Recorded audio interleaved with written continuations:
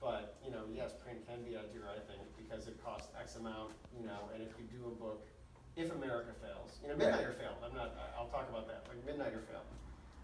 You know, GLAAD Award nominated, any number of other things. The second lowest selling book that DC published, canceled, back for 6 issues. And they pushed it too. They did. Back for 6 issues that sold even less. So, I'll talk about that because that's directly related to me. And like, they can still try that because the cost in the grand scheme is relatively low. But will you see a Midnighter movie just for the hell of it? Probably not, because that's not a $20,000 loss. That's a $100 million loss if it doesn't work. So there is definitely more room, I think, to be edgy for experimentation again. And then it goes even further. Like you can publish obviously you can publish a zine that has anything in it. Yeah. Because the cost is Staples. And those niche markets you're Yeah. appealing to, whereas films, a lot of investment, they gotta make a mass appeal to get it back.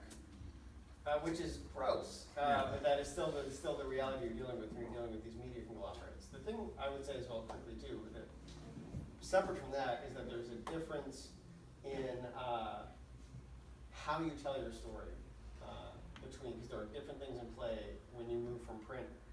I shouldn't say motion because motion comics are their own thing. When you move to print, animation, anything that has sound, completely different. You know, and this again came into play with my book Virgil. You know, I would never, whenever you write a character in a comic that has like a patois or a dialect, it will always come off like 1,000 times harsher. Like Jar Jar Binks. Yeah. Well, Well, I mean, I'm just, yeah. than you intend. You know, it'll because you can't control how the reader says that in their mind. So in that book, I used some Jamaican slang, but no one speaks no one speaks with any grammatical or phonetic changes, even though is a significant patois in Jamaica.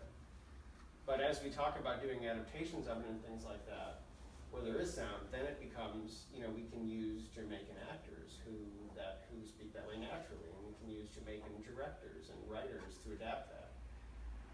And then it can be presented in a way that doesn't that is where we can control how it reaches the reader. You can't control that in a comic because you can't control how they say those words in their head, but you can control how they hear them once there's a sound element. So the types of things you do between those two mediums, I do think, change. So there is a translation issue. I was going to say one thing, specifically about Midnighter and Apollo, that I would say, and Steven, one of the things is if you know the origins of the characters, when